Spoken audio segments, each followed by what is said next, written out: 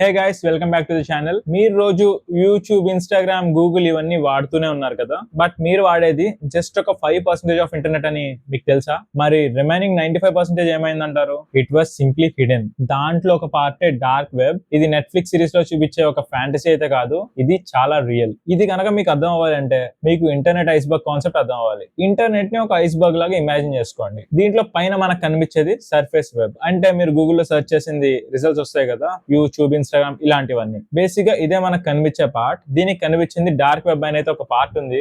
ఆ ఏరియాలో మీ bank accounts, మీ passwords, మీ company databases, మీ email ఇన్బాక్సెస్ ఇవన్నీ ఇల్లీగల్ కాదు, జస్ట్ ప్రైవేట్ గా సేవ్ అయి ఉన్నాయి. డార్క్ వెబ్ అంటే ఇదేమి పెద్ద క్రిమినల్ ఏరియా కాదు, ఇది just intentionally hidden network. And దీనికి ఎంటర్ అవ్వాలంటే కొన్ని స్పెషల్ సాఫ్ట్వేర్స్ కూడా కావాల్సిందే. అండ్ గైస్, మీరు కనుక ఎప్పుడైనా డార్క్ వెబ్ గురించి విన్నారా? ఒకవేళ వినుంటే కామెంట్స్ లో మెన్షన్ చేయండి.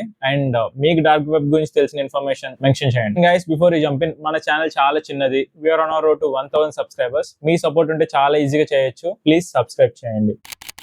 So let's start with how dark web actually works. Dark web basic గా రన్ అవ్వాలంటే థార్ బ్రౌజర్ ఉండాల్సిందే. మీలో ఎంతమంది థార్ బ్రౌజర్ విన్నారు? ఈ బ్రౌజర్ బేసిక్ గా డార్క్ వెబ్ కోసమే వాడతారు. ఈ బ్రౌజర్ కి ఆనియన్ లేయర్స్ లాగా చాలా లేయర్స్ ఉంటాయి. మనం ఏ రిక్వెస్ట్ చేసినా ఫస్ట్ అదొక సర్వర్ కి వెళ్తుంది, అక్కడి నుంచి ఇంకొక సర్వర్ కి, దాని నుంచి ఇంకొక సర్వర్ కి అలా వెళ్తూ ఫైనల్ గా మీకు కావాల్సిన సర్వర్ కి రీచ్ అవుతుంది. ఈ ప్రాసెస్ లో ఎవరికి కూడా మీ ఒరిజినల్ ఐపీ అడ్రస్ తెలియదు. మీరు పంపిన మెసేజ్ ఒక 5 వేరే వాళ్ళకి షేర్ అవుతూ ఫైనల్ గా రీచ్ అయినట్టు అర్థం. That's anonymity. కానీ క్వశ్చన్ ఏంటంటే, ఈ అనానిమిటీ ఎందుకంటారు? అసలు ఈ డార్క్ వెబ్ లో ఎవరుంటారు? సినిమాల్లో చూపించినట్టు డార్క్ వెబ్ లో ఉన్న వాళ్ళందరూ క్రిమినల్స్ కాదు. డార్క్ వెబ్ లో జర్నలిస్ట్ అండ్ విజిల్ బ్లోవర్స్ ఉంటారు. వీళ్ళు ఎందుకు ఉంటారంటే సెన్సర్డ్ కంట్రీస్ కి న్యూస్ షేర్ చేయడానికి. మీరు ఎగ్జాంపుల్ చూస్తే డార్క్ వెబ్ మిర్రర్స్ యూజ్ చేసేదే సెక్యూర్ లీక్స్ కోసం, ఇంకా సర్వైలెన్స్ అవాయిడ్ చేయడానికి ప్రైవేట్ యాక్టివిస్టులు ఉంటారు. సినిమాల్లో చూపించినట్టు క్రిమినల్ నెట్వర్క్స్ కూడా ఉంటాయి. వీళ్ళు ఇక్కడ డ్రగ్స్, స్టోలెన్ డేటా, ఇంకా హ్యాకింగ్ టూల్స్ వాడుతుంటారు. అండ్ లా ఎన్ఫోర్స్మెంట్, ఇక్కడ మన పోలీస్ డిపార్ట్మెంట్ కి రిలేటెడ్ వాళ్ళు కూడా ఉంటారు. FBI, యూరోపాల్,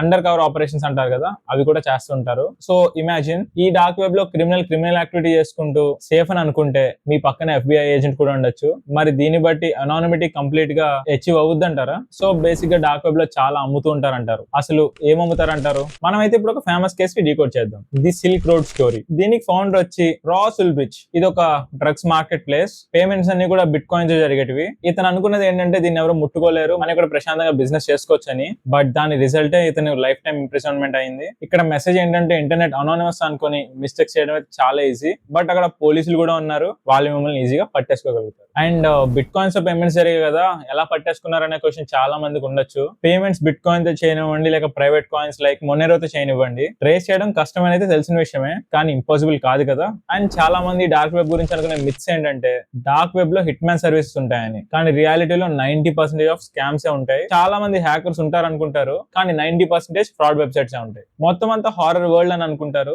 boring scam markets plus risky content మాత్రమే కనిపిస్తుంది. ఒక మాటలో చెప్పాలంటే, సినిమాల్లో చూపించినంత థ్రిల్లింగ్ అయితే డార్క్ వెబ్ ఉండదు.